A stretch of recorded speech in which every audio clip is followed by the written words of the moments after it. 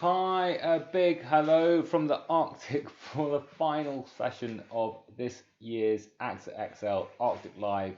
It's been fantastic to have you all watching. We are here up in the Arctic at the UK Arctic Research Station, and this last broadcast is an interview with adventurer and science communicator Ellie Mackay. So wonderful to have you all with us. We have schools from Spain, Panama, Colombia, USA, and Canada. And a big hi to Jamie and Ellie. Thank you very much from Colombia with the INEM students, sorry, who are ready to learn from this exciting expedition. Wonderful to have you with us. So we are going to have a brief look outside as long as our fingers stand up to it, and then we are back into the studio and we will get through as many questions as we can and have a look at what's coming through on the live chat as well. So do post any questions there and we will get to those in just a wee bit. So without further ado, should we head outside? So we are up in a settlement called Neolesund, and that is on the island of Svalbard. Now, Neolesund is the northernmost permanent community in the world, and we're up here at 79 degrees north. So I'm just going to bring the microphone cozied in here to get shelter it from the wind. So down over this way, we're on the island of Svalbard, and that's halfway between the top of Norway over there and the North Pole, which is over that way. So the main town on Svalbard, Longyearbyen, is a 25-minute flight over these glaciers and mountains over this way, and that is a route by which we all come to get here.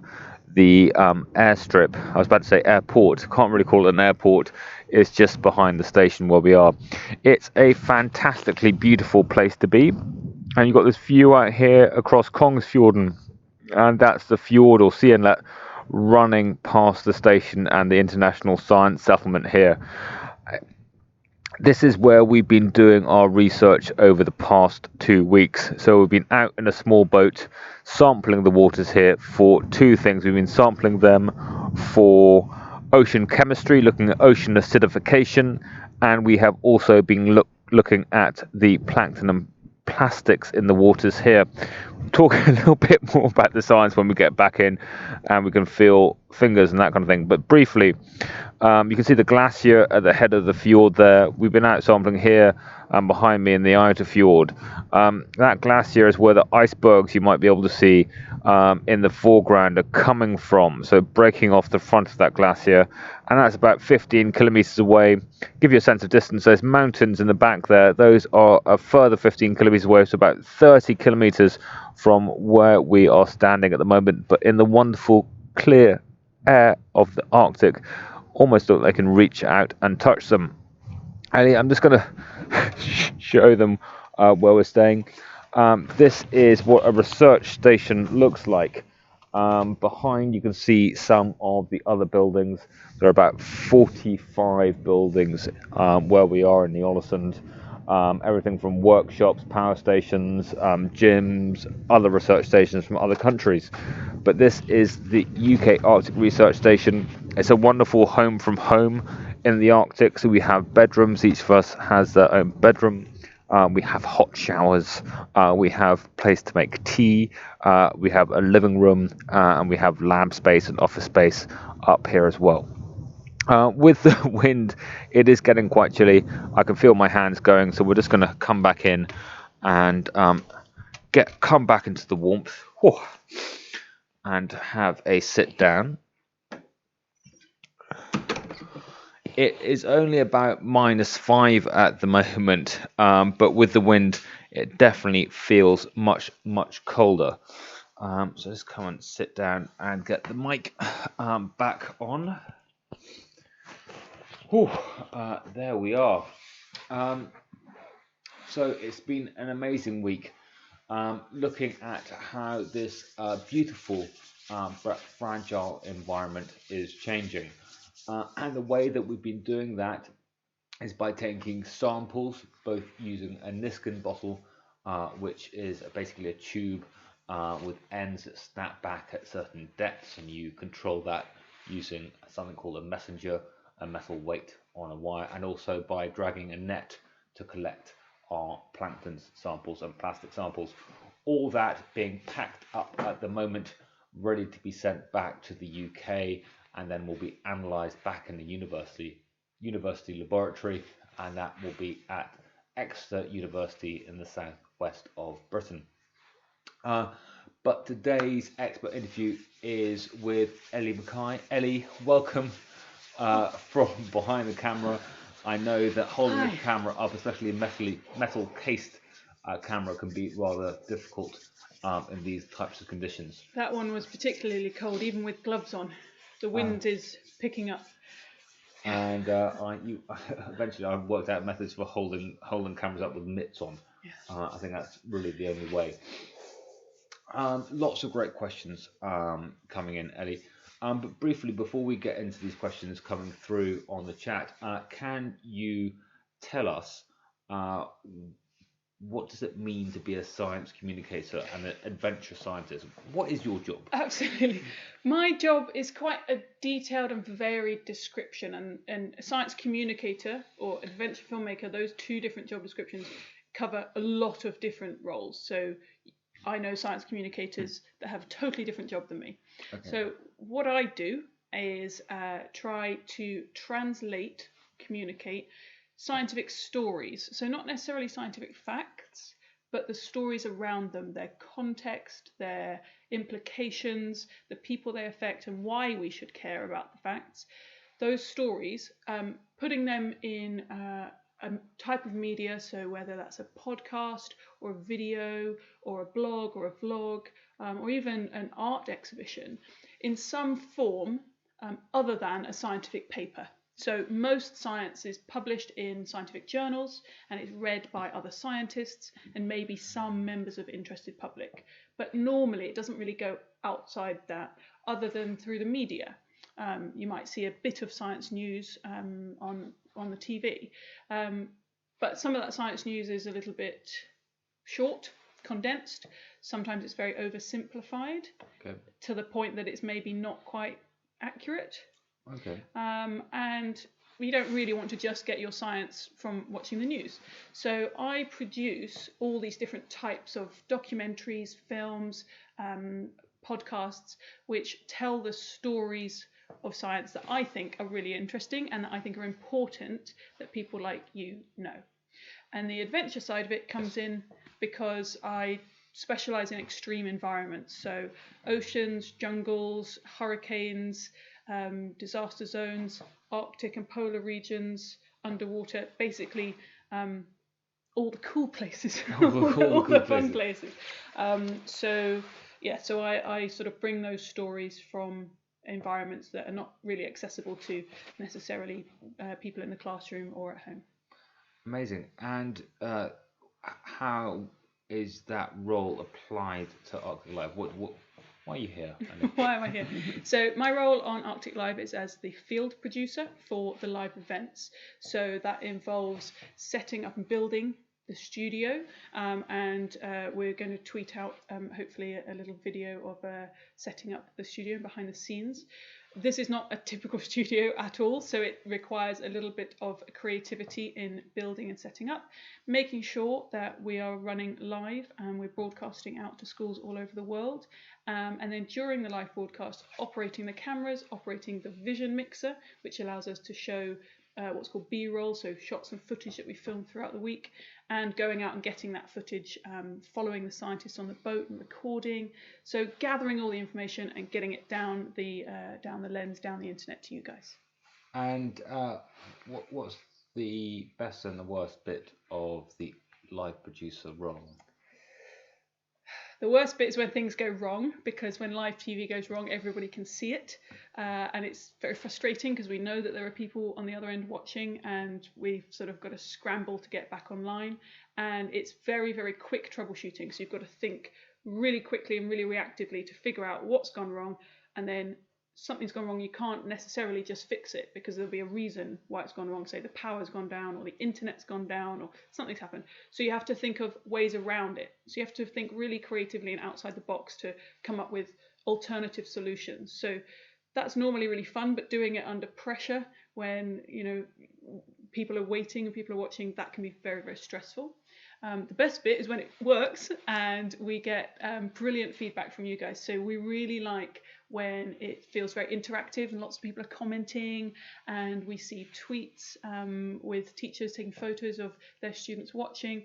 And that sense of connection to people from all around the world is great, especially from somewhere as remote as this. So we're in a shed in the back of the research station in the Arctic, and then we'll see images of people watching us in Colombia, in Brazil, in the US, in the UK, all over the world. And that's really cool that that technology exists, and I love that I'm part of that process of bringing that to you.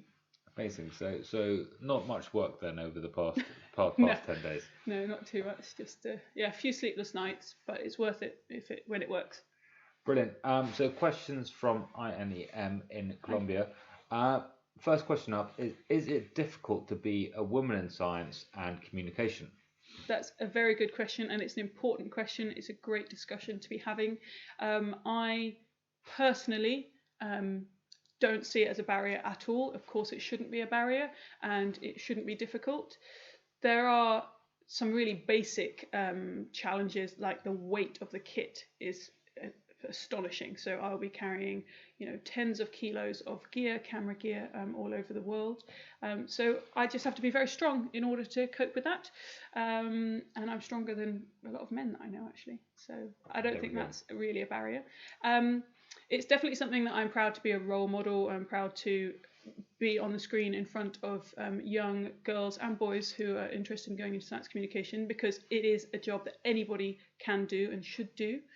And I think that there's no reason why it should be a challenge. And the more people that we have coming up through the ranks in this field, the better. Brilliant. From that very important point to a rather sort of, you know, particular question, which is, have you swum in the Arctic Ocean? I have swum in the Arctic why? Ocean. Yeah, it's a bit of an adventure. So I haven't done that here on these trips because I've been too busy. But I have swum in the Arctic Ocean in Greenland, just off the coast of a place called Disco Island, which is really cool. And that was a bit of an adventure. We did that for fun, and I actually swam to an iceberg, climbed up and stood on the iceberg, got a photo. And then I hadn't thought it through, because swimming to the iceberg was, you know, you have adrenaline, you keep going, you feel the cold, it's very invigorating, very refreshing, and the iceberg was quite close. It's a bit like these bergy bits that are floating just off the shore. So I was concerned about making it to the iceberg without dying, without my heart stopping. Yes. And I made it there, just about, and nearly, you know, your heart sort of starts thumping. Yep. Got there, got on the iceberg, amazing, and it's actually warmer on the ice than it is in the sea, and you sort of elated and excited, and then I realised, oh, I've got to swim back. I hadn't actually thought of that. It sounds silly, but I was so concerned about whether I'd get there or not. I didn't think, now I have to swim all the way back. And I tell you what, getting back into the water was the hardest thing. Really? And swimming back, because you get sort of hot when you come out, and then getting back in was very, very cold. But I made it back, obviously, and it was great fun. And then lots of blankets and hot chocolate afterwards. And it's a great experience. There's not many people that can say they stood on an iceberg. So no, and really, it's a particular skill to choose an iceberg that's not going to topple over. Exactly. Well, there were several to choose from, but we chose one that looked like it was sort of flat and not going to spill us out. Tip over. Brilliant. Next question coming up is, what's the biggest challenge you have faced as a science communicator? Very good question. I think one of the challenges is telling the story in an authentic and truthful way. There's a sort of irony with documentary, that documentary is supposed to be representation of truth or reality, and you watch something on a documentary and you believe it because you think that must be fact, as opposed to a Hollywood film that's fiction. But the more I've worked in filmmaking, the more I can see how easy it is to completely fake a story. Not even intentionally, but you may just have a preference for a particular character or somebody's opinion, and you may edit something in a certain way to tell a story that's maybe a little bit one-sided. So I'm very aware of it all the way through, from script writing to shooting to the questions I ask at interview, and then how I edit as well, and how I present the film, so that my editorial bias, my opinion, is not part of the film. Now, that there are filmmakers that will make a film about their opinion, that's perfectly fine, but I'm not doing that. I think it's important to allow the character or the story to speak for itself. So that can sometimes be hard to remain neutral, especially when it's a topic that you care a lot about. So I make a lot of films about environmental topics, about conservation issues, and also things like mental health or women's rights. So when you're passionate enough to make the film, it's sometimes difficult to be distant. So I think that's one of the challenges. But I do like it when you create something that you believe is impartial, and you get that feedback from people that particularly the contributors, the people that you've interviewed, they say, yes, you've told my story well, and that's really kind of affirming to me. I mean, it must be difficult because we will have inbuilt biases which exactly, we're not aware of, and we choose to interview a certain person, or we choose to film on a certain day or go to a certain location, exactly, and to what extent that shapes a narrative. How do you get around that? How do you sort of become more aware of your own biases and how those might influence? Yeah, it's true. I think a lot of it is time for self-reflection before you start, before you write a script, or before any idea of what the film looks like gets shaped and gets stuck. Because once you have in your head certain scenes, so when I start thinking about film, I'll actually kind of watch it in my head. And play it back and watch it and think, oh, what if I film it this way? And I'll watch that, and no, that won't work, and I'll watch it a different way. And then you can kind of get stuck filming to match the film that you've imagined in your head. So you need to make sure that you're writing down what your goals are, what's the key message that you want to be the take-home message of that documentary or that short piece. And whose voice is it? And just have that in mind the whole time. It's not about you, it's about the story, it's about the character, it's about the science. And then I think constantly asking yourself after each interview or after each day of shooting, does that match your original message, or are you being swept into the story? Are you being swayed? There have been films that I've made where I really liked one of the characters. I really liked their personality, and they got along very, very well with them. I'm filming a lot in extreme environments, which means you're living with the people that you're filming. You're spending a lot of time together, so you have your own personal attachments and emotional attachments to the people. And there was some beautiful footage that I loved. Yeah. But I loved it because I liked the person, so I had to cut that out because it wasn't part of the story. And it's a real skill, sort of throwing away your favourite scenes because they don't fit the story, and being true and respecting the story and the message is something that I've really learnt a lot, and it's hard to do. Going from that sort of broad, overarching, sort of looking at characters and building a narrative, and going into maybe some of the things that drew you into this kind of work in the first place. Mm-hmm. This is a question again from Colombia, asking, what is the most beautiful animal you have seen so far? Ooh, in the Arctic or in general? Why don't we have one of each? One of each. Up here, well, I really like the northern fulmar, which is just one of the more common Arctic birds. I know you like the little auks, yes. Little cute little things with sort of squashed faces. They're adorable. I like the fulmar because of the way they glide over the water. They're really beautiful in flight. So I do like them. And we saw a baby reindeer last year that was just adorable, little sort of tight fluff, like really cuddly teddy bear, pottering about near the station. So they were quite beautiful.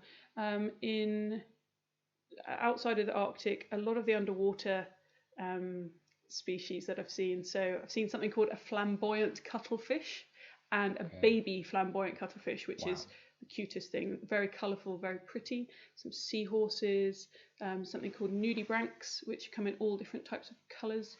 Basically anything underwater. It's all amazing colours and One big one. The most beautiful animal you have seen ever. Oh, I'll tell you what it is. It's a praying mantis in Borneo. Okay. Probably not conventionally beautiful, because there were lots of fluffy, cute, primates and things that I also filmed. But this thing came across the lens and it did this slow motion. Maybe I'll find the clip and I'll tweet it out. Did this slow motion walk and then it stopped and then it looked directly at the camera. And it has such sort of beguiling, is sort of entrancing. And I think that's quite beautiful. I also think the insects are really beautiful. They're incredible to look at. They're alien, weird shapes. So things that other people might think are creepy crawlies and ugly, I actually think are pretty stunning to look at. Amazing. Quick question. Moving on, we have Angie, who would like to know if you speak other languages, and if so, has this helped or limited your ability to do your work? I do speak other languages, and it definitely helps. So I've spoken a lot of languages since I was little, thanks to my mum, who spoke to me quite a lot in German when I was little. Okay. And I learned German and French at school, and a little bit of Spanish. I speak a little bit of Greek. I speak Bahasa Indonesia and Bahasa Melayu in Southeast Asia. What other languages? Oh, the most important language is Latin. I did Latin at school, and it helped me so much. I'm not kidding. It's the single most useful subject I studied. Okay. Because it helped me to understand pretty much all other subjects. English, science, medical terminology, geographical terminology, all of the prefixes and suffixes, all of the short words, the connecting phrases that make up the English language, certainly, come from Latin roots or Greek roots. So it's really useful to study the classics, at least to know some of the most common prefixes and suffixes, because then it's kind of like you're cheating at science, because when you get some word like cephalopod or tetrapod or something, that might sound like a strange word to somebody else, but if you know that tetra means 4 and pod means feet, like podium, then you just can translate. It's like having a secret code. And you can say, oh, well, that's something that has 4 feet. Easy. So for me, languages in general, but particularly Latin, opened up a whole world of easier understanding of science. And I guess that's kind of what I'm doing now as a science communicator, is trying to create or cheat the barriers that make science a little bit inaccessible sometimes. Amazing. So there you have it. So Latin and Greek as the languages to unlock our scientific world and language. Back to adventure and expeditions. Has anything ever gone really wrong on this expedition, and if so, what? On this expedition, What has gone really wrong? Not really wrong. Just personally, we've had internet issues, which is, from my point of view, means we haven't been able to broadcast perfectly. But we haven't had any kind of life-threatening situations or near-death experiences or anything like that, touch wood. So that's all been very, very lucky. But some of the challenges that you've faced? Challenges up here, dealing with the cold and the wind. Working and operating equipment, camera equipment, filming equipment out on the boat is a little bit tricky. Firstly, because you're swaying about all over the place, so getting stable shots is hard. Secondly, because the equipment is heavy, and when it's cold, I have a glove system, which is like 4 pairs of gloves. So you have your base layer, thermal liner, merino wool. Then I have a bamboo layer on top of that. Then I have a neoprene waterproof layer, and then a big mitt over the top. Wow. Now I get cold hands and feet. I wear these all the time. I do get cold fingers and toes. But when you're operating a camera, you can't wear a big fluffy giant mitt because you need your fingers free. Okay. You might be able to wear 1, but you need fingers free to operate the controls. So you can only wear the liner gloves. So you do get very, very cold, especially holding metal equipment, because it sort of sucks the heat directly out of you. It's almost like touching something and then it's draining your energy away. So that can be quite tough. And then finally, filming up in this region is tough because of the light. The light is a double-edged sword, because on the one hand, it's absolutely beautiful. The colours, it's soft, the sky is gorgeous. There's about 50 different shades of white and blues, and from a filmmaking point of view, it's really quite special. It's quite a luxury to be up here at this time of year when the light is low. But on the other side of that, it means you get very, very high contrast, because you've got white background and then dark blue ocean and then dark silhouettes of people standing on the boat or out in the snow. So trying to get that shot to still look nice means you need to use lots of different filters, and you need to maybe somehow, you can't always get the perfect frame. You might want to frame a shot in a certain composition, certain way, but the light's not quite right, so you have to compromise a little bit and sacrifice the framing for better lighting. So you have to kind of choose between the two. So you're constantly competing with the light. A lot of challenges working up here. Moving on, we have, are there any places you would still love to visit? Oh, everywhere. Yes, just anywhere new, anywhere I haven't been before. If somebody asks me to go somewhere new, I love new cultures, meeting new people, new languages, new food, new views, new architecture, music.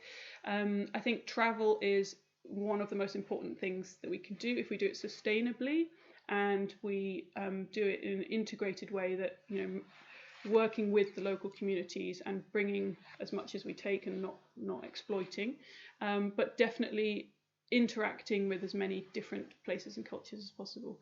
Where in particular? Yes, one free ticket. Oh gosh, you know what? I'd probably go across northern Russia.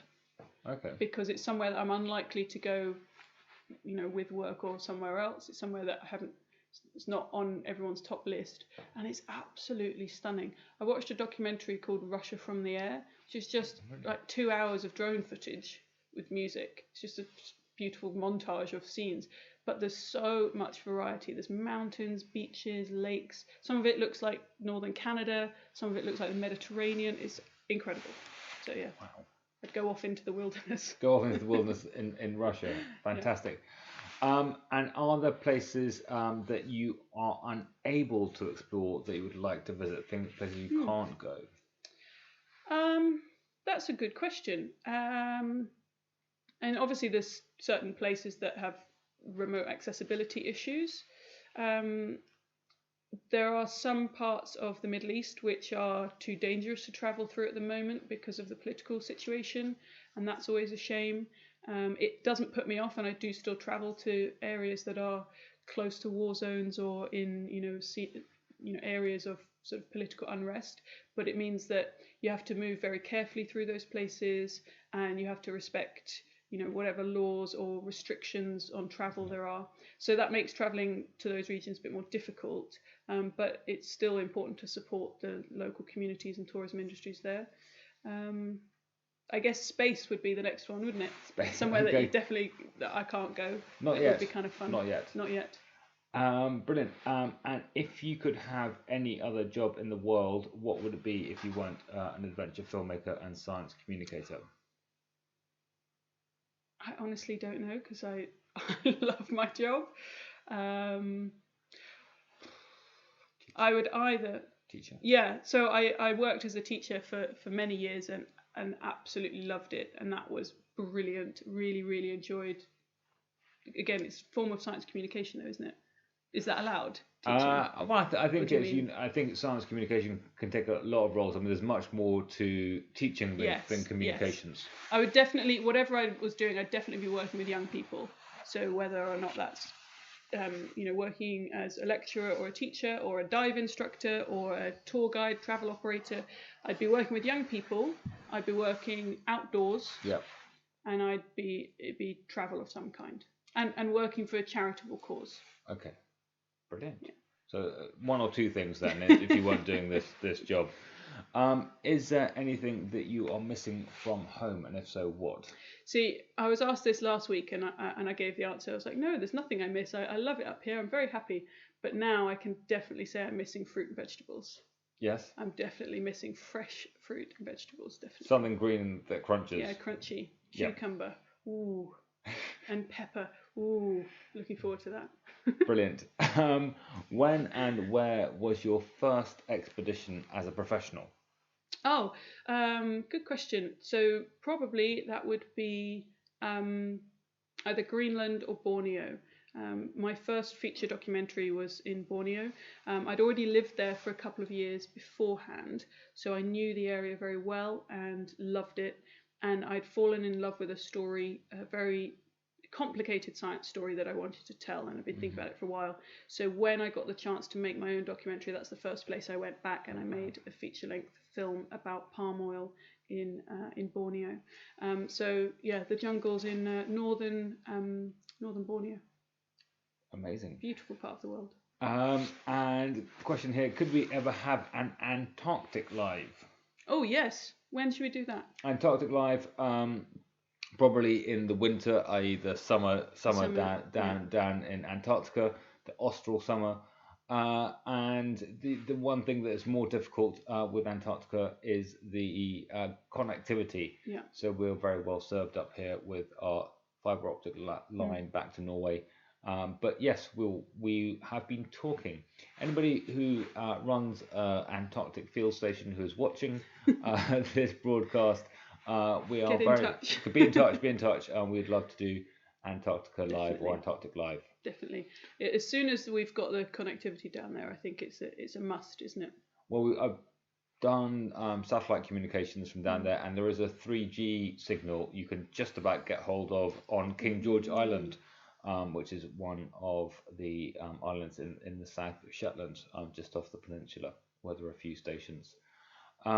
Question is what do you prefer, filming or photography? Oh, good. Good question. Filming. I started as a photographer. I've done photography my whole life, actually. My mum is a very, very talented photographer, and always, when we were on holiday or when we were traveling, we'd take photos and she'd show me how to do it. So I used to do a lot of photography as a teenager and enter competitions and things. And there is something about getting a single shot that tells a story that's very special. But filming has opened up a whole world of storytelling that I absolutely love. I enjoy equally the process of capturing film, of shooting video. I love it because it's very dynamic, it's changeable, you're very reactive. You can look around and capture a situation, and it's kind of like you're capturing it in your camera the way you'd capture a butterfly in a net. You kind of go, I've got that scene. It's in the can, as we'd say, like got it, perfect. And it's really great to kind of capture those moments. But then equally, the construction of the film in the editing stage, when you have all these different shots and you might have 30 or 40 or 100 hours of footage and interviews with all these people, reading through that, watching it all back and picking out the shots that match the story and kind of putting it together like a jigsaw puzzle is really, really fun.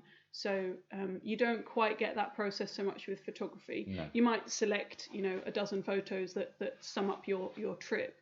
And there are some great photojournalistic portfolios that will kind of tell a story through, say, 5 images. But the construction and the creativity involved with narrative documentary filmmaking is brilliant. It's really good fun. Fantastic. It's hard, but it's good fun. Really amazing. So quickly, who has inspired you on this journey? Most important one is my mum. I've mentioned her already. She's always supported me, encouraged me. She's an incredible woman herself and travelled all over the world by herself and has done, she's very independent and was a great role model for me growing up. So she was the person that gave me the whole world and opened up every possibility. And anytime I said, oh, I think I might try and do this, she'd say, yep, what do you need? Let's pack your bags. Where are we going?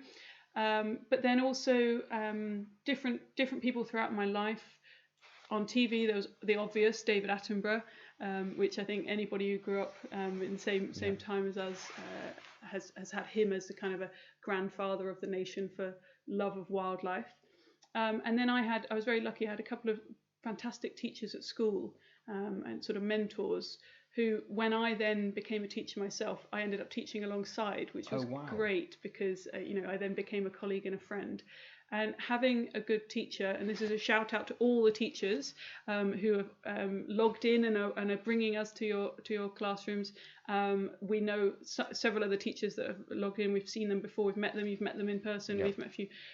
Shout out to all of you, because teaching is very inspiring career, and we all remember one or two teachers. You all remember a good teacher, and it's incredibly challenging, and I don't think when you are a student you appreciate how much your teachers give and how hard they work for you.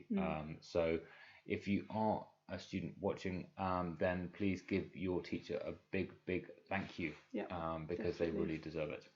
And just finally, I'd like to just say on a personal note, in the last 5 or 10 years, I had a very, very close professional mentor who really helped and inspired me with my professional career. So not just getting me involved, getting me excited about the world and wanting to go out and travel, but really helping me with, dealing with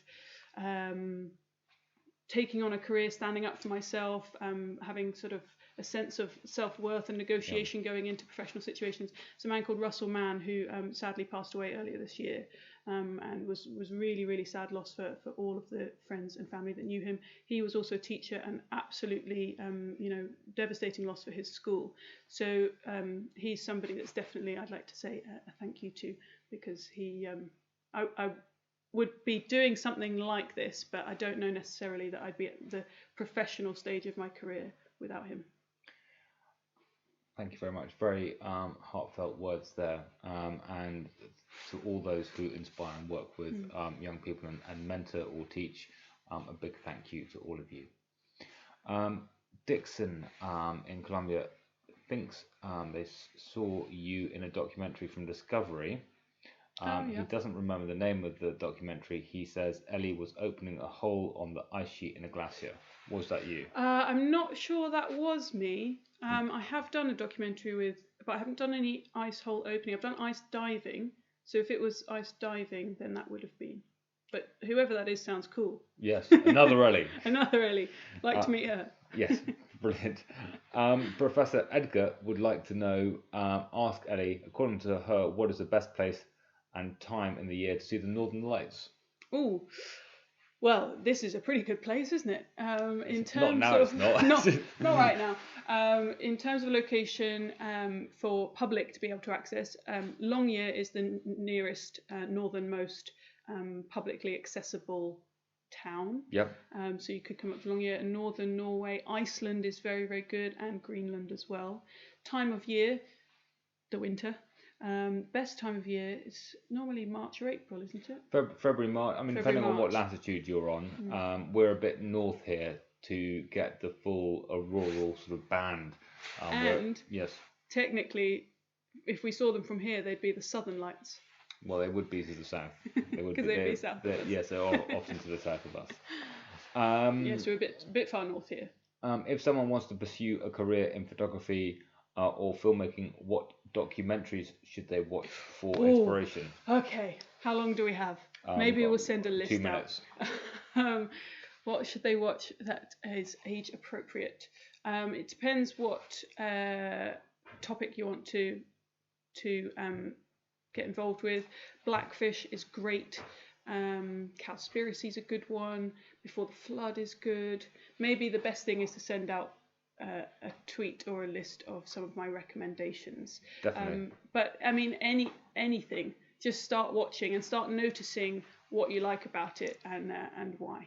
Brilliant. There's some great stuff out there. We have the team. This is our final 5-6 minutes of Arctic Live. The team are here to do a very quick whip round and questions. Getting cozy in here. I'm on a step ladder. You're on a step ladder. You've got to crouch in. Welcome. Very quickly, highlights of Arctic Live 2019. Can you? We haven't got. I'm crouching. You're crouching. There we go. Clara, highlights. Definitely being surrounded in a boat by 50+ beluga whales was pretty epic. I was going to say belugas as well. You're going to have to come up with something new. Go on. You go next and I'll think of something Well, new. weirdly, I really enjoyed the day when we had to work at -25 wind chill and everything was freezing because everybody pulled together and worked really well, and it was really satisfying to be able to work in those conditions. Go on, Hannah. The Arctic Fox, I think. Oh, yeah. That was Oh, very yeah. special. He was cute. Midnight Yeah. Fox. Yeah, he was really Ellie? awesome. Being on the boat in really high swell with waves crashing over and feeling very epic and badass adventurers. I mean, I think seeing the team come together. Yeah. It's really really thing that you most want the students watching to know about the Arctic. It's both beautiful and important. Oh, that's such a good Nice. answer. You should go last. You're going last from now on. Okay. I just hope that maybe they've got a sense of like what we're doing here and how we're trying to help and stuff, and hopefully that they're able to take that message back. Mm-hmm. Oh yeah, I would just add on to that. Hopefully that you've become more aware of the changes happening in the Arctic and what you can do to help reduce the changes. It's somewhere that needs you, it needs all of us. So everyone around the world needs to do everything they can to try and help save this wonderful, wonderful part of the world. It's changing. Yeah. And it's changing fast. And when I think about it too much, it makes me cry. So please help. Really? So It is sad though. so it is, and we talk a lot in education or in environmental work about having 10 years, and I think I've been through a series of 10 years. I think this is the last 10 years. Yeah. Yeah. Yeah. The hardest thing this year on Arctic Live, the toughest challenge. Probably that -25 day and being outside with cold, wet hands and sampling. Yeah, doing the blank, holding your hand out in the -25 was painful. It was painful. Keeping the kit together. We had a few little kit issues this year because of the cold, because of the swell, because of the bergs in the water. So keeping the kit together was a bit of a challenge this year. Staying connected on an internet that dropped out and managing to keep the audio going and operating a production studio on very little sleep. Yeah. Getting here. Yes. That's So so long far in ago the now. past. Getting here, we had a bit of a challenge. There was pilot strikes. There was nearly missing little Took us planes. 60 hours in total. 60 hours instead of 12. There we go. So it's a bit of an epic getting here. And one thing that you could say to all the students watching, one big message that you'd like them to hear. Just probably that you really can help, like every individual, and don't think that just because it's a small thing there, it won't have a big effect. And don't be depressed. It is depressing, but there is hope. And channel your depression of the fact that climate change and global warming are happening, and ocean acidification, and do something positive. Yeah, I would say the same. It's these little behavioural changes really do add up to big effects, and those are important. So please do what you can to change your everyday habits to reduce your carbon footprint and your plastic footprint. They really do add up. Be a weirdo. Follow your passions. That's a good one. Don't subscribe to whatever's popular or a trend. If you are interested in something, find out everything you can about it. Read the books you want to, watch the movies you want to, study the subjects that you love, and choose a career or a degree that you're passionate about, and you could end up like one of these amazing women here. Amazing weirdos. Amazing weirdo. And be Yes. proud of it, because if you have an unusual passion or a hobby, it could be something, it could be a sport or some martial arts or whatever it is. If you're good at it, be the best at that thing, and you won't be weird when you're older. You'll be really cool and really interesting. There you go. Started off as a weirdo. What was I say? You don't have to be a scientist to embrace science and a scientific way of thinking. Do be critical about your understanding of issues. Take the right action. Use evidence in deciding what your worldview is. Don't be swayed by beliefs or other narratives. Really drill down into the science. That's a good one. Yeah, very good one. it's goodbyes very soon, and thank yous to up here to Roar. Yes, our boat captain, boat captain. amazing man. To Carrie Ann at Kings Bay for getting us here. To Andrea and Swan Harold at the Marine Lab for sorting all our chemicals and everything out, being amazing. To Nick, Nick Cox. Nurk Station. This is Studio calling over.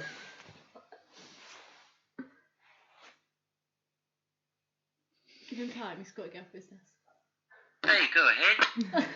Nick, you can you come and say goodbye to all our wonderful students? We miss you. Over. The students, did you say? Over. Students, there's an education thing we've been doing at the station. Over. Fine, so you're down in the studio at the moment. I'll be right there.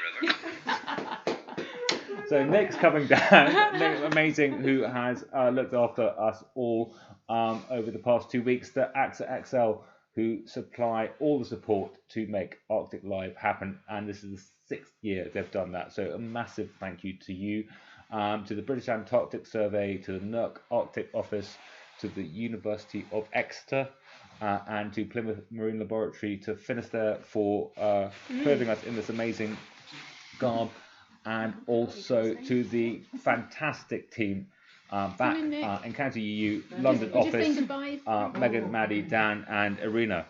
But until next year, it's